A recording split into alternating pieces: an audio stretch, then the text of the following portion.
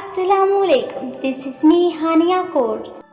ساتھ چلتا ہے صدا موڑ جدائی والا، ساتھ چلتا ہے صدا موڑ جدائی والا، یہ محبت کوئی آسان سفر تھوڑی ہے۔ السلام علیکم، دس از می دعا انٹرٹینمنٹ۔ اگر منزل جدائی ہے تو جانے دو مجھے، اگر منزل جدائی ہے تو جانے دو مجھے، لوٹ کر کب آؤ گے پوچھتے کیوں ہو؟ میں تصور بھی جدائی کا بھلا کیسے کروں، میں تصور بھی جدائی کا بھلا کیسے کروں، میں نے قسمت کی لکیروں سے چرایا ہے تجھے۔